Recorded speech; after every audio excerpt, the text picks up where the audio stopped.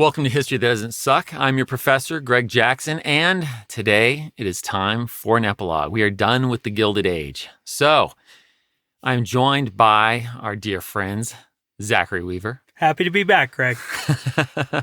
And we're happy that your mom can hear you again. Hi, good. Mom. It's Happy good. to be here. Give her a good hello. Kelsi, we've already got you laughing, so that's all right. Kelsi Dines.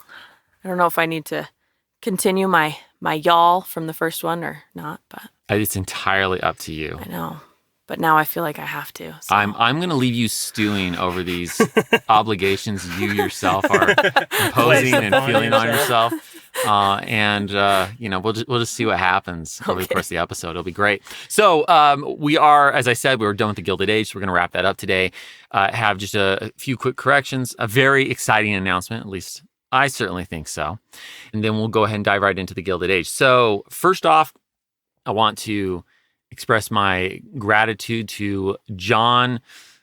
John didn't say which state. No, he just said... along the Mississippi River. Yeah, a Mississippi River that. town. Clearly northern part of it. I think so. That'll be my guess. I don't want to have to correct on where John was from. Correct your correction. That feels like a road we don't want to go down. But I refer to the Eads Bridge as being the first bridge to span the Mississippi River. It is the first to span it beneath the confluence between the Missouri and the Mississippi. Yes.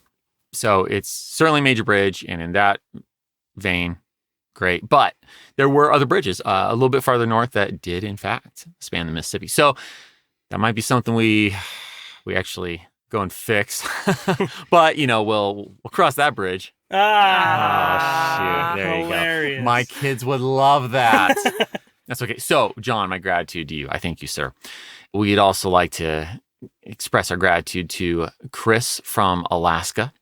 I just said the wrong river name at one point while recording the episode on Alaska. So that one's a good clip back. In fact, we actually didn't even know which episode I mentioned the Eads Bridge. I'm gonna assume that was the Brooklyn Bridge. Yeah, that'd be my assumption. John Roebling. So our gratitude to Chris. I said what? Did I you say said Klondike? Klondike River. Klondike. Ugh, it was the Yukon River. That's a definite fix because, that's big. So those dang geographical Get you every time. They sure do. It's true. I did spend a little while looking at the map of Alaska to make sure that I knew which river it was. Kelsi, we appreciate you. Appreciate you. I doubled and triple and quadruple checked. Excellent. That you were wrong. Take that, Greg. I know. I'm all about owning anything. I always want to be spot on and own my imperfections. Here's Kelsi, let me slap you with it while I'm at it.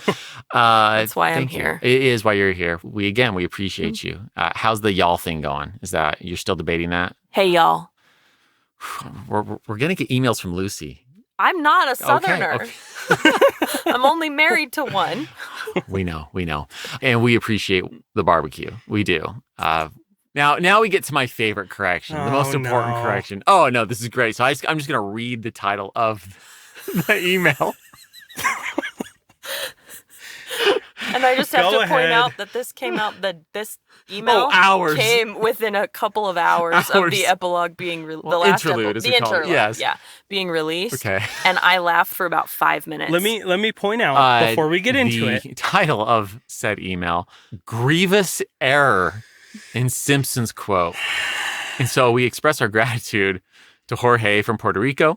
Zach, would you like to expound on said grievous error? Or I had said in the previous, not epilogue, interlude, yes. I had made a reference to a quote from Bart the General, which is in season 1 of The Simpsons, which I was correct about the episode, where it lands in the episode, and the season that it was in. I think Jorge takes issue with your assertion, sir. Which he is absolutely correct. I had said that Bart was talking about the 3 great American wars, being the American Revolution, World War II, and Star Wars was, I believe, my reference. Okay. Yes. And Jorge pointed out that Bart is actually talking about the only justified wars in American history, and that I had also gotten one of the wars wrong. And I do want to point out, I will say, the second we left the recording studio, I looked at Greg and I said, I messed up that Simpsons thing. but it'll be fine because no one will notice. And what did I tell you, Zach? What did I tell you in that very moment, sir? Someone out there is going to know The Simpsons better than me, and they're going to notice. I told you. And I get a long A or a short A in the name of a river that no one lives near, and I'm going to hear about it. I'm telling you. But we live and learn. We live and learn. We live and learn. And I do appreciate Jorge Simpson knowledge. I will speak to my credentials for a second. I did win an award at Universal Studios for Simpsons knowledge. Wow. When the 4D Simpsons ride came out. Because I do have the box set of over half the seasons. And I did make this error, and I do apologize to all the fans out there who you expected better of me. And so did that worker from Universal Studios. He expected better too. They just might resend your... Honestly, the letters are being removed after my name for that one. Yeah, and there were letters. I've been meaning to speak to you about that. I thought it was a little awkward, your emails that... are signed off and they say Zachary Weaver, comma, SIMP. Yeah, that's... yeah. So Thank you, Jorge. I commend you on your knowledge of The Simpsons. That's right. I'm impressed. I tip my hat to you from one legend to another. Oh, okay. Wow, toot your own horn. Hey, I'm going to point out, Zach, with a little love your way, your knowledge of early Simpsons episodes, and I've just been impressed, frankly, with your knowledge of really Gen X stuff. It is quite impressive. We made a reference in this volume to The Boss. That was you. Yes. You came up with that. That was not me. The Bruce Springsteen, The Boss. When I saw that, honestly, I enjoy my Gen X stuff. Not bad, young man. Not bad. For being a member of Gen Z, I have mad respect for my Gen X older brethren. So. And it shows. Yeah. And it shows. Okay, so those corrections put out there. We've said hi to Zach's mom. I feel like we've covered the bases on the usual opening things. We are very excited to note that we have a live show coming up. Dun, dun, dun, dun. We're going to do this. We're stepping into that space. This will be in the Memphis area. It's on the night of January 29th. Thank you. Well, I am very organized. So January 29th, it's going to be in the Memphis area. It is at the Bartlett Performing Arts and Conference Center. We will put a link on History That Doesn't Suck's website. So you can go to HTDSpodcast.com if you would like to get tickets, if you'd like to come. Zach, I believe your mom is going to be there. Yes, my mom, who lives in Las Vegas, Nevada, found a flight to Memphis because she wants to experience HTDS live. Well, I mean, we're just excited for this. Yeah. So. I mean, I'm excited to meet Zach's mom. Good old Zach's mom. Yeah. Your mom's good with that? She said that she thinks it's funny. Good. And she thinks it'll be funnier if we never say her name and she's only referred to as Zach's mom. Oh, that's good because I don't know her name. That. That's great. And we'll keep it that way. She said that she Translation, wants to... please respect my privacy. Yeah, good. She said that one day she wants to have an HTDS hat and embroider it with Zach's mom across it. She thought that'd be funny. Oh, we can facilitate that. Okay.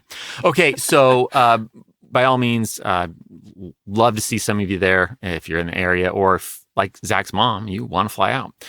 So you'll be able to find the link to get tickets at htdspodcast.com. Now, right along with that, I'm going to take advantage of, I'm going to carve out some time to make sure that this show is well prepared and do something that I've mentioned previously anyhow, wanting to do. We've been working on second edition of some of the earlier episodes. 1 has been released. People have had a taste of that. 3 was done as a live event this summer. So just as a heads up for listeners, so you know where we're headed for the next few weeks, we're going to do 2, 4, and 5 in order. So we'll skip 3 since it's been done, but 2, 4, and 5. And in those weeks, I'll be able to, it's a lot less work to revisit than to start from scratch. Yeah, than to start from scratch. To add a few extra tidbits of information. Yeah. Is a lot less labor intensive. So at any rate, these next few weeks, you can look forward to the second edition versions of 2, 4, and 5, and then the live show. And then, of course, we'll continue right on through and into the 20th century. And we'll also have a Christmas episode in there as well. Of course. Always. Yes, always. With some new information, fun Gilded Age Christmas stories. Yes. So we will, there's still that to come. But that's where we're headed. Okay. Let's go ahead and wrap up this Gilded Age, though. Absolutely. So few things that we want to touch on. Of course, we'll basically leave things before the interlude alone. We discussed those. Electricity is really where we start post-interlude. So Thomas Edison, Nikola Tesla. The War of the Currents. The War of the Currents. So Zach, I feel like as we were gearing up for this, you highlighting that you're so not of my generation. Yes. You made a great point about our boy, Thomas Alva Edison. Yes. Yeah. One of the points that I had brought up while we were writing the episode was that for folks from probably older generations, like Greg Jackson. Yeah, an aged millennial like myself. Older than myself, rather. What I would say... I don't know how I feel about this. Is that a lot of people got the idea or the lesson taught in school that Thomas Edison invented the light bulb. In 1492, Columbus sailed the ocean blue. Thomas Edison invented the light bulb. These are some of the truisms that you learn when you're first learning history in school. In the 80s and 90s. In the 80s and 90s. I was going to say, that's definitely how I learned it in elementary school also. When I was in elementary school in the 2000s, young man here. Indeed you are, sir. Thanks for rubbing it in. I did learn the 1492 rhyme, but I didn't learn that Thomas Edison invented the light bulb. And as I grew up and learned more about American history throughout my middle and high school careers, what I learned was that he stole the light bulb. That was the simple lesson that I was taught, was that Thomas Edison stole the light bulb. He didn't invent it. And I think we've seen, Greg's called it the pendulum, swinging back and forth. From Thomas Edison being the venerated hero, the American inventor, period, to Thomas Edison is a thief and doesn't have a head on his shoulders and just stands on the shoulders of giants. And I think that what we were able to see with the episode and the conclusion that we were able to come to is, like many other things, it's a bit more complicated than that. Nuance. Nuance. It's like he was a real person with it's almost as though he existed. Right. Personality traits that made him both at the same time. Exactly. It's not entirely fair to say Thomas Edison invented the light bulb, period. And it's wholly not fair to say Thomas Edison didn't invent the light bulb, period. But that we were able to see what actually happened. And I think that, honestly, that's a more intriguing story and an interesting story than either of those two narratives. So, yeah, I enjoyed tracing the development of, basically our understanding of electricity through lighting in that episode. I mean, even going back to Benjamin Franklin and the kite. And then, as you found out, Zach, as we were doing the research, right, that while Franklin came up with the experiment, the French did it first. Yep. And then Franklin still got around to doing it as well. But, and following all the ways that this bounced around across from the Americas to Europe, these inventors around the world getting arc lighting in the early 1800s. So here we are, a full 3/4 of a century away from Thomas Alva Edison's famous incandescent bulb. And we've already got arc lighting. Right. And so seeing the way that this really has developed slowly across multiple countries, and just as you should expect with the development of anything, it is the culmination of lots of different ideas and vantage points. But I've observed, my 2 cents as a historian and as someone who spent his adult life teaching this stuff, we love simple narratives, programmed for it. We love it. We want good guys. We want bad guys. We want good versus evil. And to see Thomas Alva Edison as a crucial piece in the evolution of that knowledge, as opposed to this almost godlike figure who gifts humanity with electricity, or to set him up as the villain, it just doesn't land for us the same way. Just as we could say and have said so many times about other historical figures. It just reminds me. So one of my very favorite classes that I took in college was the history of scientific thought. Yeah, it wasn't one of the courses I taught. Anyway, because I started out as a science person. Yes, you did. I did. I love chemistry, and I loved watching, like looking at how everybody, you just build off of each other's ideas, right? And no, it's not like all of a sudden the light bulb goes off and all of a sudden you have this like major new thought that nobody else has ever thought about anything. To be fair, it does go off if it's a poorly made filament, like within minutes. Well, that's true. We learned that. We did. I'm sorry. Keep going. But like you get to see all of these little steps that are taken in developing it. And I love looking at that, because that's not something that I ever got to see. You know, as I was growing up and learning about a lot of this stuff, it was this is how it, like, Thomas Edison invented the light bulb. We talked about nothing before that, you know? Right. And yeah, it was this godlike moment. Exactly. Yeah. And so I love that we're starting to kind of... He descended from Menlo Park. Yeah. In a cloud. In a cloud. And here's a light bulb. I've come up with it out of my brain, and nobody else helped. It's just me. Thomas Zeus Edison came down and struck lightning. And despite the fact that, I mean, he never would have had that narrative, right? No, I mean, he wouldn't. He had Menlo Park. He had these assistants. What did he call them? Like the boys? The boys. Something? The boys Yep, of Menlo Park. The boys of Menlo Park with the wizard. Yeah. Yeah, these people are not lacking for nicknames. No, they were not. They're definitely down with nicknames. Yeah. But I love it. I love that that's becoming more. Well, the way we're looking at things. And hopefully we can remember that more and more. So, you know, you don't have to deify Edison, just as we really shouldn't deify any historical figure. You'll always be upset. You'll always find yourself let down because no one can live up to it. It's unfair to historical figures. Mm-hmm. Similarly, you're probably overstating if you look for full-on, you know, like just henchman terrible style, person, caricature villains going around lurking in the shadows, trying to find ways of ripping everybody off. Right. Although, what you got, Zach? I will say, although we don't want to deify historical figures here at HTDS, that will not stop Greg from trying to model his life after them. I said that it was unfortunate that we had John Roebling, Thomas Edison, and Andrew Carnegie back to back, because now Greg has been on a kick of, I can work harder. See, I thought you were just going to say I'm working you into the ground like it's a steel mill, but... Oh, no, I'm saying you're working yourself into the ground like it's a steel mill.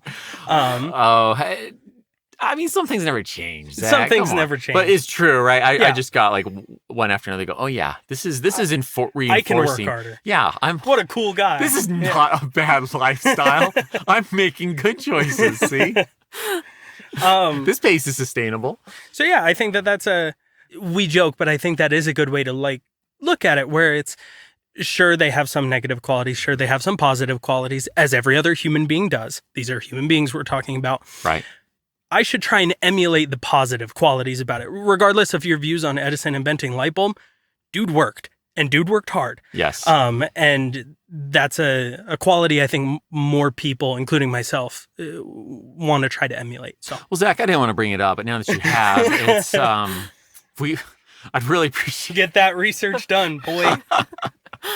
You're slacking. No, I completely agree with you. And it's one of the things I enjoy about being a historian. I do like looking at figures and seeing things that worked for them, seeing things that didn't work for them. And of course, I make my mistakes, but learning from others is always really productive. Well, that's one thing I like about studying history is there's no shortage of people to learn lessons about life from. So on the other side of things, I mean, we've definitely talked about Alva. We got Nicola. And these two, I mean, first of all, I'm glad we could dispel in the episode the misnomer that two misnomers, right? At the time, the projection by the New York Times, oh yes, these two are the best of friends. Yeah. But into the present, playing into the shift in narrative that you described from, my aged millennial generation to you young, youthful Gen Zers. Yeah. Of Alva Edison, going from hero to villain. The idea that that he and Tesla hated each other. They were like these bitter rivals. And there's certainly some tension. Let's not downplay the current war, though. Oh, for sure. Tesla also kind of gets upplayed in the narrative now, and Westinghouse is somehow not remembered. Yeah, doesn't exist. Because there's no cool car company named after him. When that happens, he can come back into the narrative. Until then, it's just sorry, too long of a Westinghouse name. Automotive. It really is. Yeah, he needed a shorter name if he wanted to be remembered like that. Yeah. One of the points that we dispelled in that narrative that I think speaks to this point is in the mini episode released on the Patreon for that episode, we talked about the elephant. The elephant in the room, you could say. Topsy the elephant. And the idea that because these experiments had been... grimacing patrons on that one. Yeah. Not in a bad way. We just, that was... That was a rough one, yeah. Thanks for sharing. But that Edison himself, although he filmed it and probably helped to supply the generators for the killing of Topsy the elephant, it was 10 years after the current war, after both Edison and Tesla had said that they had moved on from that they were on to new and better horizons. But in our look back at that history and the attempt to paint these people as black and white, that's usually been thrown in as an anachronism where it said, no, Edison killed this elephant in the promenade just to show everyone what a jerk Tesla was, when that really didn't play into that narrative, but it's been crafted into it lately. So, well, one last thing I do just want to say on them. Edison, that man understood how business could work with his ambitions to progress science. Tesla is a dreamer. And I think both of them moved things forward in different ways, partly because of their very different strengths. I wouldn't hold either of them up as better for those differences, but... Well, they both had something to contribute to that whole... I mean, because we still use both, right? Yeah. So neither of them really won, quote unquote. Right. But they each had something unique that they brought to the table. That was important. That was the interesting thing that I found as we were... I think it's the first act of the Current War episode when Tesla meets Edison. His biographers portray that as...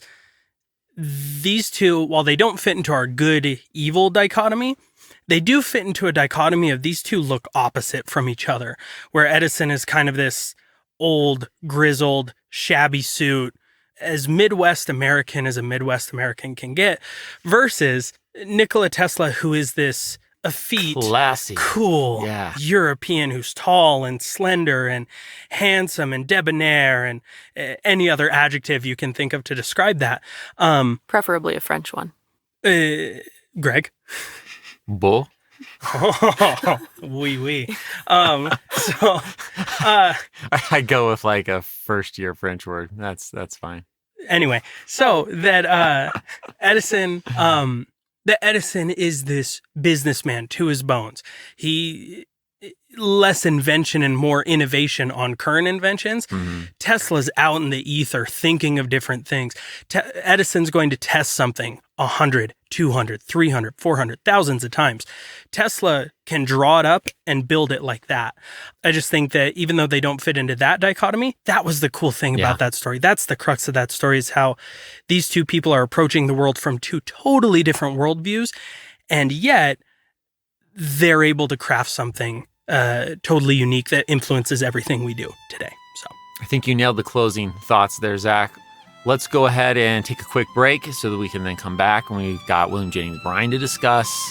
And from there, we want to get into the New South and Jim Crow, talk about that for a bit. So, quick break, be right back.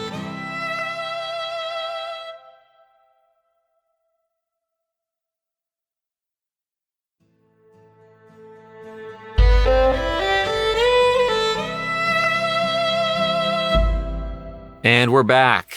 Now, it dawns on me on my little, we'll take a break. Totally forgot to mention tycoons. So yeah, they'd be really upset about you leaving them out. They would. But at least they would cover their tracks of anger with a big gift somewhere. So yeah, probably a library or something. Probably a library, yeah. Okay. Music hall, something like that. So we focused in on Andrew Carnegie. Let's go ahead and get that out there. It's typically pronounced Carnegie today. That's how I grew up saying it. That's how I grew up saying it. As we got to the episode and we knew that he actually said his name is Carnegie. Yes. We've all been saying it wrong. Yep. Yep, and I guess when enough people say it wrong, that becomes right. That's kind of the rule of pronunciation. Trust me, I know. Yeah, that was fun. I'll say that was one of the more fun accents. I'll just throw that out His there. Scottish. His Scottish accent. Yeah, The Scottish yeah. brogue. I definitely had some help from a kind Scotsman. So, yes, my thanks to Jackson across the way. And to my dear friend Mike in Boston for facilitating that. Anyhow, so Andrew Carnegie, John D. Rockefeller. Zach, you look like a man burning with thoughts. I do have a question. Oh, my goodness. Oh. You're going to cut that off. Go right ahead, Kelsi. Please. Mostly because I was not involved in the planning of this, so I'm curious as to why you picked these two. Right? There are so many other ones. Sure. What was it about them? You were like, we're going to focus on them.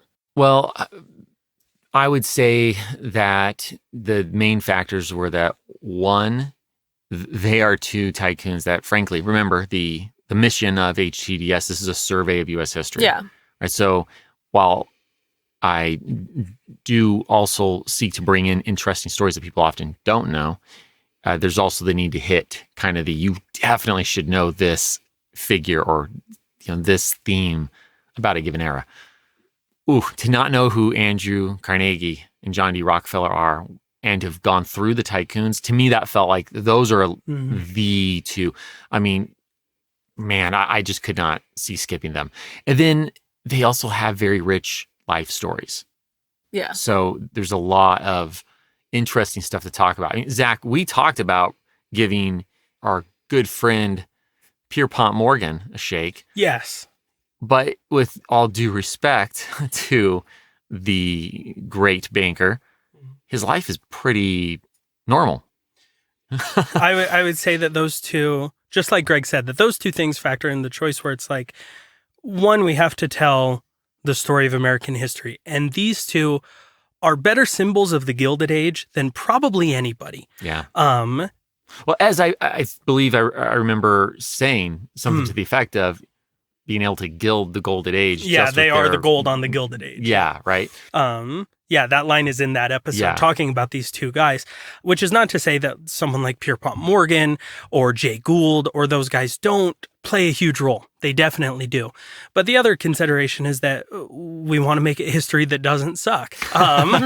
And those guys' life story do not suck in the least bit. Yeah, they are fascinating. They are fascinating individuals. Andrew Carnegie in particular. Yes. With those two sides of him, which I think you've talked about a fair amount. But. Yeah, he's such a complicated, I tend to think of historical figures, I think, productively as characters. So I sometimes use that word even though I'm talking about real people, but he's a complicated character. You've got this man with this genuine internal impulse to give. He wants fat stacks to give away, but how does he get his fat stacks? Right? This is a complicated figure, so he's interesting. He's really fascinating to sink your intellectual teeth into. And, Pierpont Morgan, not trying to be unfair to him, but just how many stories can I start with? It's June 3rd, 1890. Pierpont is in his office. Signing a check to buy. With a fountain pen. It's not the same as rags to riches, immigrant from Scotland, absolutely Johnstown destitute. flood. Exactly. So those are major factors. Makes sense. Well, we have Kelsi's approval. Good. I was thinking No, that's that. what you were all dying for. We're not pulling the episode now. I know. I was thinking about it. So, we did just hit on the fascinating nature of Carnegie. John Rockefeller, I think, is fascinating in his view that God has given him the gift to make money, and therefore he must exercise this talent that heaven has bestowed upon him. Is there anything else you think we didn't already cover in the episode, Kelsi?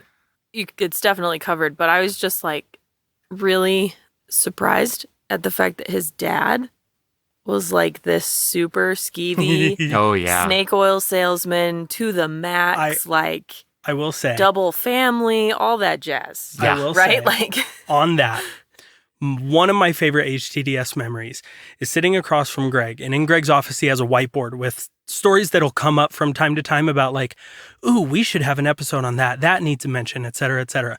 And snake oil salesman has been on there for as long as I've been working at HTDS practically. A year plus, man. And I looked at Greg and I said, as we were in the very early stages of research, and I said, do you know John Rockefeller's dad was a snake oil salesman? And the lights went on, light bulb.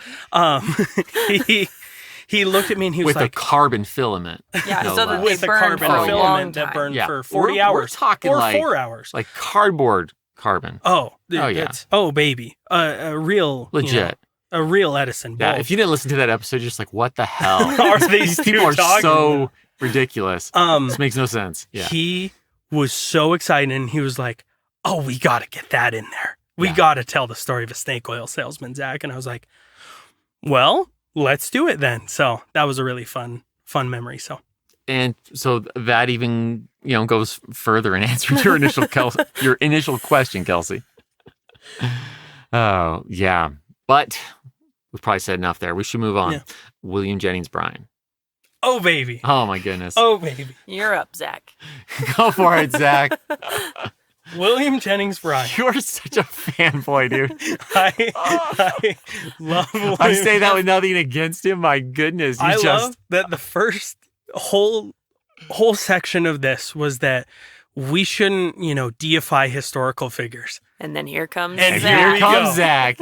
Here comes Zach. William Jennings go ahead. Bryan was the Get this most, off your chest. He was so much fun. That was so much fun.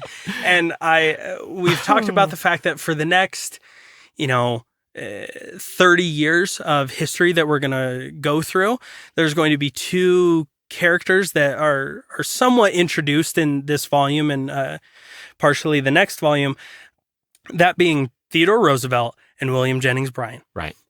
Greg has biographies of almost all the presidents, if not all at this point. On his shelf are 3 biographies of Theodore Roosevelt. No. That's a 3-volume biography. One 3-volume biography of Theodore Roosevelt. It is rather difficult to find a biography of William Jennings Bryan. Well, we discussed that you need to write that biography, Zach. And it's because Get on it, Zach. my new night job. That's right. And it's because he is something of a forgotten character in history. Even though he runs for the presidential elections over and over, he's a born loser. He's, what did you refer to him Look as? at that. The Henry The Clay. Henry of, Clay of the Gilded Age. the Henry Clay of the Gilded Age. Because he's always running for president. He's never getting it. That's the parallel. Yeah. And to say he is vilified by so many people his entire public life Yes. is an understatement. He's portrayed as the populist snake that destroyed the Democratic Party. Democrats don't like him. Republicans don't like him. His face over the gold-silver debate, his face is printed on coins that say, "In Bryan we trust," and talk about how his silver coins will be worth absolutely nothing if he becomes the president.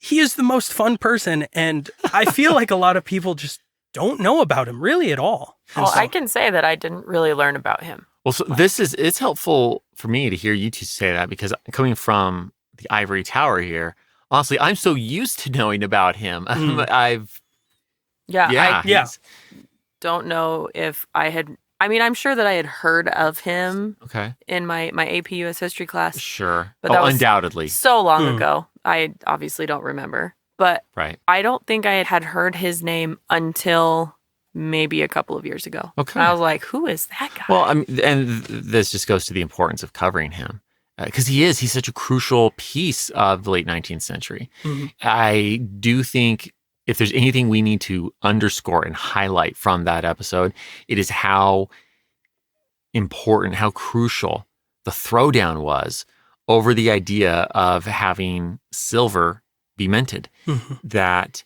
the gold standard that this coalition of workers from the cities and that farmers are putting together and that William Jennings Bryan becomes the face of. I mean, this is the major contest, I would say, domestically in Gilded Age presidential elections. This is the issue. Not to shortchange Grover the Good and his presidential campaign of whether or not he was involved in a sex scandal, or Benjamin Harrison's campaign over his hat. Yeah, and how well it fit. No, these are crucial, deeply important domestic issues. There are some of, as important as those things truly are, they don't really compare to some of the newspaper articles that we found when we were researching that say, we are prepared to have another civil war over the gold-silver issue. Right. In part because you're starting to see, we did the Gilded Age volume right after the Wild West, and you're starting to see a divide, not between North and South so much, but between East and West in terms of urban versus rural America. Rural Americans are going to love William Jennings Bryan. Colorado votes for him on a record scale. He's the great commoner. He's a good Nebraska boy. And William McKinley represents this effete East Coast elitism in their eyes. And so that's something that I think is interesting, that it signals a new epoch in American politics that we're going to deal with throughout the progressive era and imperialism and so on. So. The only caveat I'll add is wanting to be just a little careful in remembering that we do have in urban settings some laborers that also are part of that alliance. And to me, that's really interesting. Ben Sawyer kind of pointed this out in my conversation with him, that when you do, and this is his thing, right? His podcast, they very much are talking about history in the lens of the present. But when you think about how the political alignments are in present day United States, where it's far more stark, the urban and the rural. And it just, for me, this just shows, it's not like we have any natural divisions that are transcending generations. No, that new issues arise, old issues give way, political coalitions, they come, they go, they shift, they morph. So your boy, he got in there. I thought it was really exciting that we had an actual recording. That was so cool. That was really awesome. To have the Cross of Gold speech. Yeah. The source that comes from... And that speech, I mean, sorry, you go ahead. You're already jumping on it. I love William Jennings Bryan. I'm happy to be here. If I had $1 for every time Zach has said that tonight, I would be so rich. Just so you know, before we did... Would those dollars be minted in... Silver? Gold, obviously. Oh. When we were doing the sound check before the recordings, Kelsi said, check 1, 2. And I said, William Jennings Bryan, because I was getting excited for this. In their description above, reprinting the copy of the speech, it says, this is one of the most important speeches of American history. Yeah. So when you think of that, George Washington's farewell address, Gettysburg Address, JFK's inaugural, stuff like that. To think that the Cross of Gold is up there and hardly known by anybody, and we have the audio from it, like, that was just exciting. Yeah. Oh, absolutely. I'm glad that we got to use that, too. Just point out that this was a recording of him delivering the speech for recording. This wasn't the live delivery. So this recording was, as I recall, I believe 20 years later. Yeah, 1910s, 1920s, somewhere in there. But all the same, so exciting to be able to bring an actual voice in. And I'm sure, I don't know, we'll see a little bit more of that as we continue, as we get more into the modern era, and as long as it's accessible, whether that is I can license it in time or it's just public domain. Yeah. I'm excited for being able to use some of these actual recordings. Yeah. Yeah. Well, as you know, I mean, I lean into voices, or I'll bring on a guest when I can, because I like bringing historical figures to life, and voice is a part of that. It's just taking us kind of even into the New South Jim Crow episode. Had 2 guests on that one. Very excited to have done that. They both did an excellent job. But it is always just another level of complication for the size of this show to line people up, make sure it's good enough quality. So I love the idea of getting to a point where I can just actually use the recordings of these historical figures, that it's accessible. So anyhow, why don't we go ahead and make that shift? So New South Jim Crow, I mean, there's just no 2 ways about it. This is one of the bleakest. It's a hard topic. It was not a fun episode to write. It's an important one. It's the real, exclamation point on the death of Reconstruction. Yeah. It's the final compromised position from the promise that came with the Civil Rights Amendments, 13, 14, and 15, the watered down Democrat, quote unquote, redemption landing point. And this is how it's going to go for the next few decades. I think that we spent a lot of time preparing that episode. I can't say I have a ton more to add from what was in there, perhaps beyond really maybe want to put an exclamation point on, as we went through some of those newspaper articles, I obsessed over some of the great finds, because I want to give credit where credit's due, Zach. You found those newspaper articles. Thank you very much. Thank you for finding them. They were just great in terms of, helping to bring us into this space. Mm-hmm. And I believe this was articulated, and if not, then of course I just own my own human failings. But when I said that the press was cruel to Frederick Douglass, we're not talking about like the media is being cruel to him and the American public feels differently. The attitudes that we were seeing in those newspaper clippings, these were not fringe publications. This is reflective of attitudes in Gilded Age America. So when we have an article, for instance, one that we read where the Louisiana Separate Car Act of 1890 that Plessy is pushing against, standing up against, and the newspaper recounts a story of two women, a white woman and a black woman, riding in a car together. It basically says that just recounting the story is sufficient evidence for the need for this law.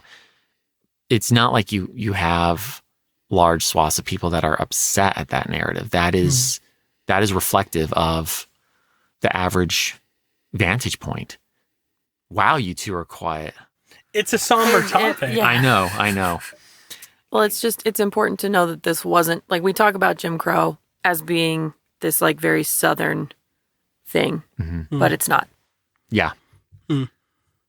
I think one of the things that gave me hope, because it's a hard episode to research and write for and to listen to, and it's a tough one. The only ones that I would put up there with it were the Reconstruction and Indian Wars episodes. Yeah. Hard. Yeah.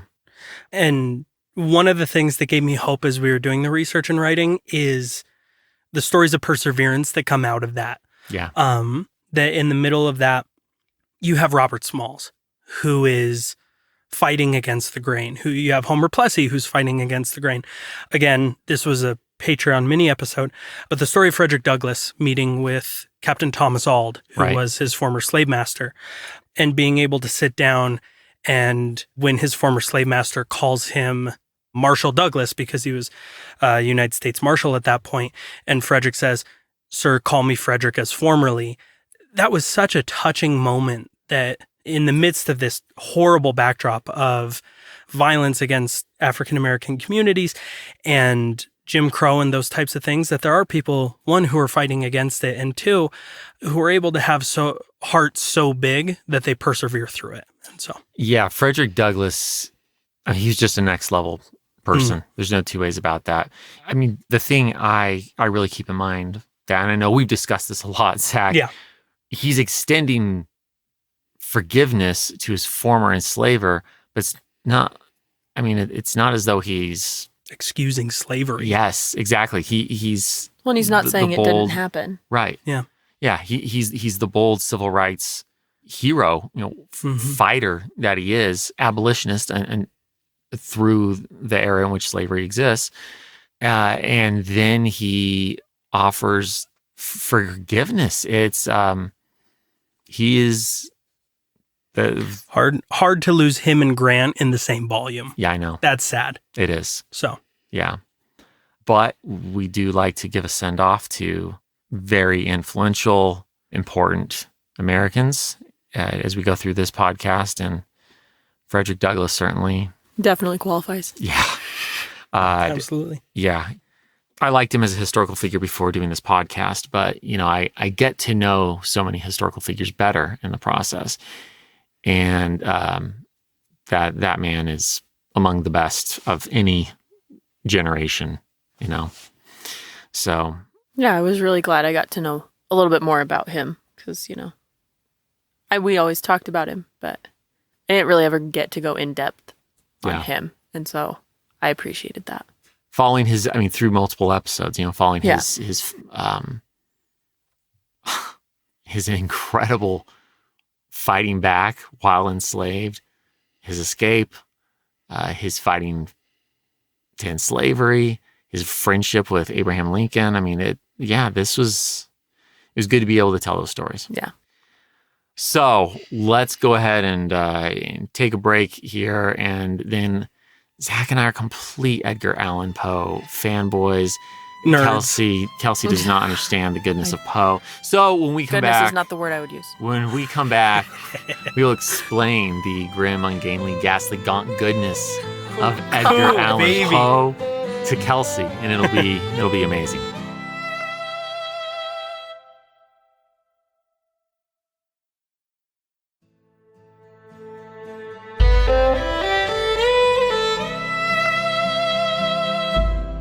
And we're back. Oh, Edgar Allan Poe. Edgar Allan Poe. Ugh. Now it's time to make heroes. And let the pendulum swing. Historical figures. He's one of my absolute favorite authors. He's one of mine too. Like in terms of poetry. Oh man, the man is so, I don't want to say underrated, but he is. but he is. I don't care if he's famous. He's still underrated. Look, he has so many stories beyond the typical ones that should be known. And that's where the Cask of Amontillado, absolute favorite of mine. I remember reading it in high school and just being electrified by it. How terrifying. We had to act it out in middle school, if you can really? believe that. We had to, in my no. Is this how your teacher dealt with students they didn't like? Like, yeah, we're just going to have to build this wall. Super sorry about it. I think I misspoke. Here, hand me some more bricks. We acted it out in high school. It was Right. in my 10th grade English class.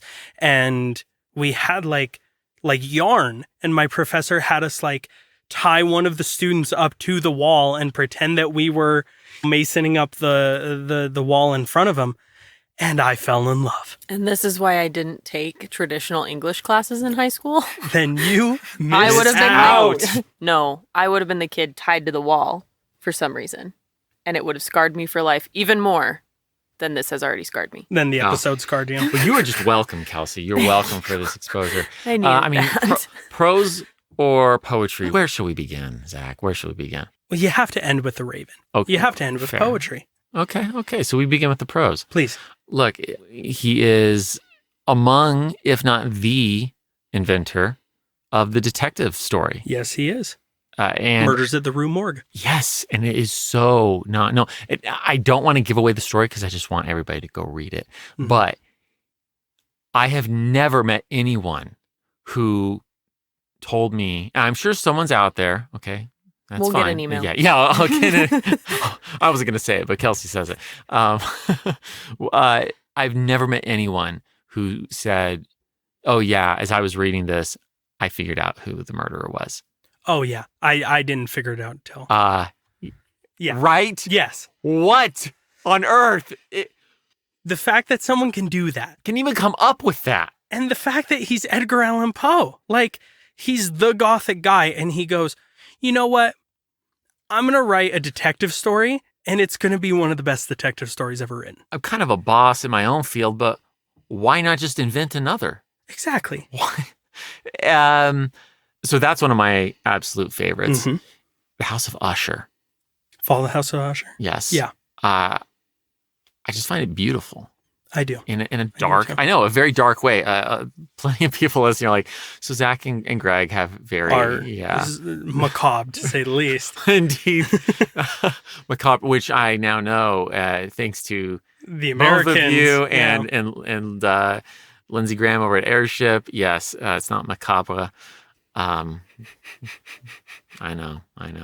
I always said it in the French way. Thanks for letting me know. But that's So it was beside the recorded. point. The point here is Poe. The point is Poe. Yes. So, Telltale Heart. I love the Telltale Heart. The ultimate short story. right. Poe has in, I think it's in Philosophy of Composition, he says something where he's like, every short story you should be able to, Poe never wrote a novel because he always said that you should be able to read it in one sitting. Right.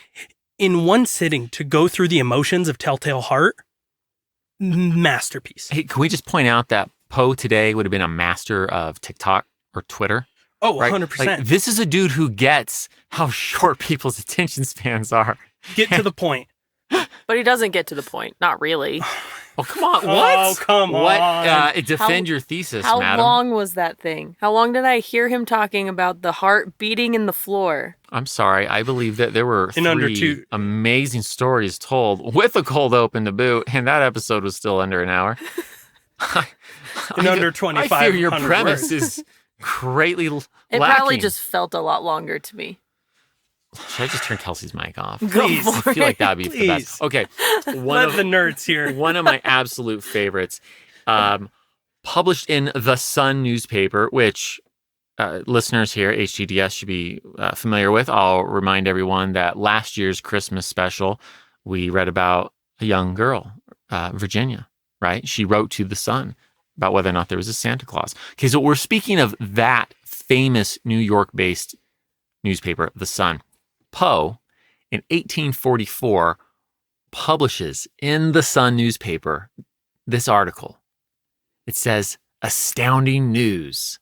And it goes on to claim that it's this report of an Atlantic crossing happening in a mere 3 days in a flying machine. Okay? So basically, a balloon.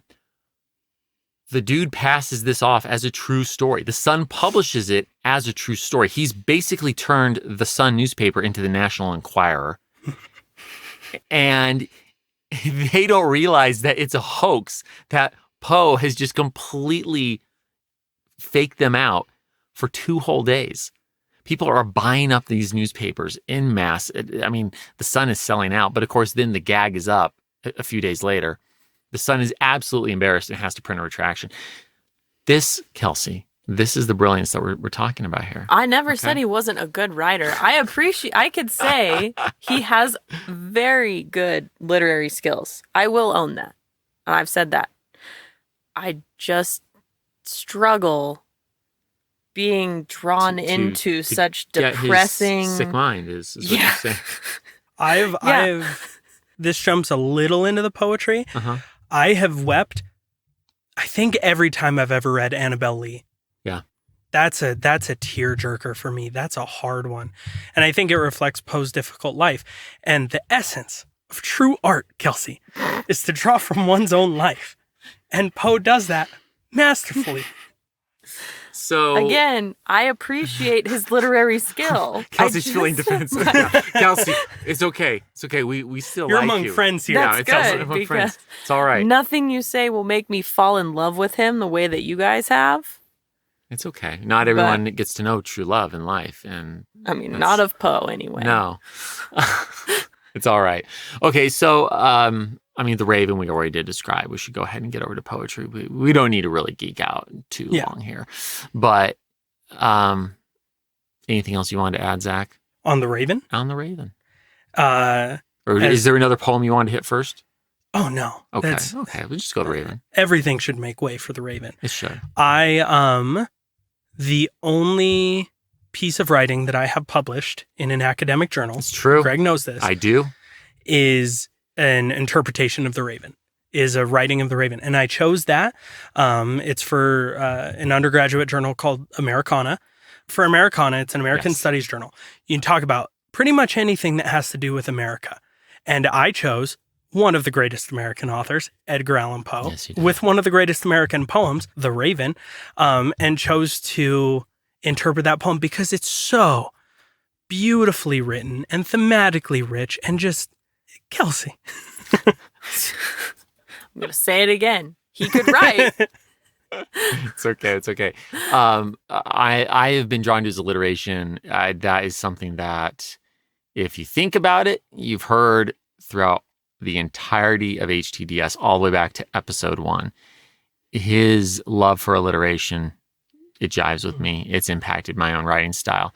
And if anyone is half as big a nerd for Poe as Zach and myself, I will say, I've never acknowledged this publicly, there are Easter eggs for Poe fans throughout HTDS. I drop in things and never acknowledge them that are all nods to the king of American Gothic, as I like to call him. Go back and listen from episode 1 and see if you can pick up. They are, I will just say they are there, and that's it. And leave it at that. Because it's no fun if I actually point out where they are. No. Can't do that. No. So, also, I think it's worth noting, Zach, you're the only other person I know who was dumb enough to spend, I don't know what amount of your life. I don't know what amount of my life. I memorized the Raven long ago. You did too. Yes. I think it was at one point, I think again, we were in your office.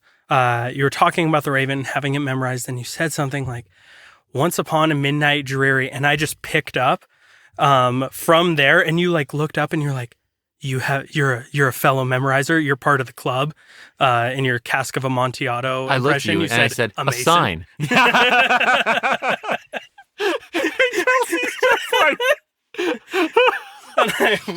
I pulled a trowel from my back pocket, and Greg said, "You jest." And Zach was never allowed in my basement ever again. Oh, man. All right. I think we should probably leave it at that. Zach, Kelsi, thank you as always for joining me for an epilogue. Thank you for listening, both to this episode and continuing to listen to HTDS. I continue to be honored and grateful and look forward to releasing some second editions of some of the earlier episodes in the next 2 to 3 episodes. That was a lot of the word episode, but looking forward to doing that. Looking forward to doing this live show in January. Hope that some of you can join us there. And join us in 2 weeks when I'd like to tell you a story. We'll see ya. History That Doesn't Suck is created and hosted by me, Greg Jackson. Special guests, Zach Weaver and Kelsi Dines. Production by Airship. Sound design by Molly Bach. Theme music composed by Greg Jackson. Arrangement and additional composition by Lindsey Graham of Airship. For bibliography of all primary and secondary sources consulted in writing this episode, visit htdspodcast.com. HTDS is supported by fans at patreon.com/history that doesn't suck. My gratitude to you kind souls providing funding to help us keep going. Thank you. And a special thanks to our patrons whose monthly gift puts them at producer status. Annette Averill, Foxcar Barrett, Victoria Bennett, Henry Brunges, Will Caldwell, Christopher Cottle, Jason Carsons, Bryce Chaplin, John Frugal Dougal, Kyle Decker, Bob Drazovich, Joe Dobus, Duke DeKellis, Michael and Rachel Ercolini, Diego Fletes, Andrew Fortunati, Kyle Gensler, Lee Goldman, Jennifer in Houston, Brad Herman, Jeremy James, Dex Jones, John Keller, Todd Kime, Amber Clandard, Aaron Lapellis, Chris Mendoza, Rich Miller, Michael McWhorter, Jeffrey Moots, Nick Novoda, Fox Osborne, Amanda Parker, Christopher Pullman, Sean Reagan, John Schaefer, David and Alexander Sharp, John Savage, Scott Slaymaker, Kirk Samaro, Thomas Stewart, Bill Thompson, Brandon Unheim, TJ Walker, and Jeffrey Watts. Join me in 2 weeks, where I'd like to tell you a story.